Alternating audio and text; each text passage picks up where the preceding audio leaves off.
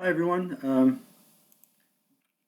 George here, and what I'd like to bring to you today is my top five starter kit scenarios and my top five advanced squad leader scenarios.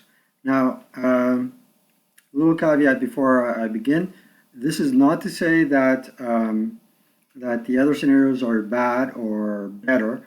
It's simply uh, it's simply my impression of the scenarios that I enjoyed playing twice or more than once with various players, of course, and I would play them again um, amongst all the scenarios that I've played. Now, I've been around for a very long time, but mostly with respect to classic.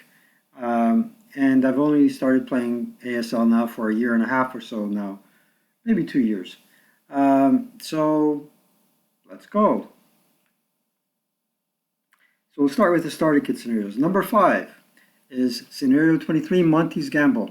Keep in mind I don't yet have starter kit 4. I only have starter kit 1, 2, and 3. I'm planning to get starter kit 4 in the near future when the um, re-release it. Now, pardon me for the scans. The purpose here is not to reproduce the scenario, but just to give you an indication of what the scenario vaguely looks like, right? I don't want to infringe on any copyrights here. So Monty's Gamble is pretty interesting. Whether you play it as the British or the Germans, you have a lot of challenges and you have a few unknowns. So it's pretty interesting and pretty exciting to play. I must have played it at least 4 times with two different opponents, both sides as well. So when one criteria that I had for selecting scenario was I enjoyed playing both sides, and I enjoyed playing the British. You get to conceal the guns, and the guns start up hip, and and then you can give a nasty surprise to the German player. On the other hand, the German player has to come on board and find an enemy that is kind of hidden to him. So, and they have to traverse half a board in 4.5 turns. So it's very challenging, very interesting, and very enjoyable. Number four from Starter Kit. Early Battles. That's one of the first games I've played. I actually played this scenario as the Russian player against Stu. You're guaranteed to have almost a close game no matter which side you play. As a German player, you come across the KV-1, which is a monster of a tank, and the greatest lesson learned here is that you cannot rely on the armor alone. You need to have a strategy or tactics where you can combine the armored fighting vehicle with the infantry. And if you don't do that, you simply lose, no matter which side you play. So again, early battles, very interesting scenario. I would recommend playing it with both sides. It's a stupendous experience. Number three, 88 at Zon. As you may have guessed by now, I like scenarios where there is an unknown factor to the attacker and the ability to surprise the attacker is given to the defender. This is such a game. So it takes place in Holland, and essentially, I believe, if I remember correctly, the victory conditions is that there are a certain amount of victory points that the U.S. player gains by exiting squads off the board. So yeah, the American player has to run a gauntlet of German defenders. Very exciting and very exhilarating. Am I at number two now? Let's see. Number two, priority target. Let's turn that around. Why would I like that scenario? Well, it's one of the first scenarios that I played in the starter kit, realm, where there is the Allied miners, as well as the British, and it takes place in Corinthos. That's a place I traversed at least 8 times in my life in a span of 9 months or so. And it's a very interesting scenario because the setup for the defender is restricted. There's a special rule with respect to the defender. The Greeks are almost always underestimated by the German player. And the German player has a very challenging position, okay, a very challenging victory objective. And if for any reason they underestimate the Allied miners, they can lose. So I would play this scenario as well with both sides.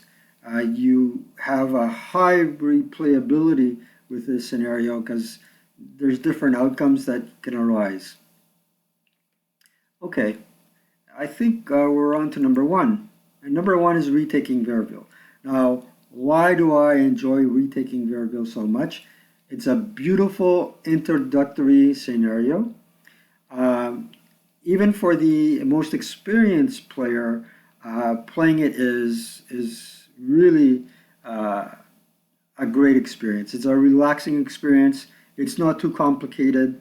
It's a great way to introduce a new person to the game of starter kit, advanced squad leader. And the outcome is always different, and it's challenging for both the defender and the attacker, whomever you may be. Again, though, mistakes can be a little bit unforgiving. Good stuff. Let's go on to the squad leader scenarios now. So this is number 5 for squad leader, Mila 18. Why Mila 18? Well, the reason why, again, is because it's a great introductory scenario. There's only infantry, one board. There is a lot of constraints around the victory conditions. It's very, the victory condition is not too complicated to understand. And you have a couple of special rules with respect to ELR. Well, the ELR is kind of different, whereby in the respect that the ELR for the German player is lower. And that gives a bit of an advantage to the Allied player. But there are a few special rules that can be incorporated. For example, Molotov cocktails, sewer movement. I'm not sure if Kidling is there or not. HIP, though. So it's a small, concise scenario with a clear victory objective, right? It's at the introductory level of advanced squad leader. And what is really interesting is that it also introduces the ability of the Allied player to level up his forces should they eliminate a German squad. Okay, let's go to number 4. Inside of the Volga. So I like inside of the Volga because, again, it is a Stalingrad scenario that's reminiscent of scenario 1, 2, and 3 of the classic game. However, there's a huge OB, 25 German squads, nearly 20 Russian squads. There is concealment, of course. There is entrenchments, and there is the possibility of reinforcement. So the German player, as he delays, and if he's fooled into prep firing, as instead of moving and firing, then the Russian player has a good chance of winning. I haven't played this game from the German perspective, but I did play it from the Russian perspective, and it was really, really fun to do. It was really fun to do. The important thing is that as playing as the Russian player, you will incur casualties do not give up until the last man, because the German victory objective is hard to achieve. It's very challenging. All right, I'm losing count here. Dash for the bridge. I think this is my number 3. I'll finally figure it out. Ooh, let's scroll that this way. Dash for the bridge is another one of those scenarios that has a what if factor, right? What if in the respect that the German player, as the defender, has the option to leave some forces off the board, and that number afflicts how well the Russian player can perform, right? So again, you can never play this game the same way twice. It is very challenging for the attacker, and the defender, if they play their cards right, they can give a bloody nose to the attacker, right? So it's these scenarios that have an element of suspense.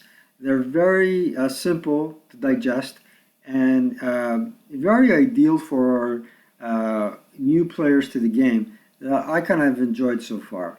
Who knows, maybe 2-3 years from now I'm going to have a different top 5 or a different set of scenarios that I'll introduce to you in a brief summary. So I think we're down to number 2. Number 2, silence that gun.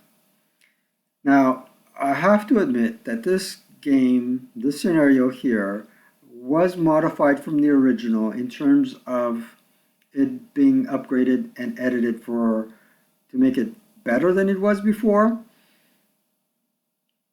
I enjoy the scenario, but I've never won it either as the German or the American player. I don't know why. So I'm always constantly looking to go back to it and then play it again and hopefully play it better than I've played it the first time. And I played the classic version, which was an adaptation by Bill Thompson. And again, I never won as either side for this scenario here. And the reason why I like it is it's because it's very challenging, yet it's simple. You really have to pay attention to the victory conditions, especially as the American, because you have to fulfill the right conditions to win. And it's not a pushover, right? It's not a pushover scenario. The only thing I don't like about the scenario is you see the 3 boards, but most of the action takes place on board 3. I think this will lead me to number 1, and number 1, I have it saved as a PDF right here. The number 1 scenario from my top 5 in Advanced Gladiator has to be Hill 621. Now, I've played Hill 621 more often in the classic game than in the advanced game. But in the advanced game, it's a totally different ballpark. And the outcomes, the different combinations of battles and tactics that can arise from the scenario are incredible. They're incredible. And to boot, as the German player, if you're looking for challenges, let me tell you, you've got a lot of challenges. You start off with only 8 MMCs to the Russian 50 plus, well, 50, and nearly 50. And this wave of Russian soldiers is coming at you. At the start, there is a task check. In the classic game, it's a straight up morale check. And you have to recover from that, position your forces well, be very clever in your retreat, and very clever in when you go back on the offense. So if you're looking for challenges, if you're looking for a game that covers most aspects of the rulebook, Hill 621 is definitely the scenario you need to play. Ladies and gentlemen, I hope you enjoyed this short video. Let me know what your comments are, what you think about my commentary, and like and subscribe if you enjoyed this video. Thank you so much. Take care.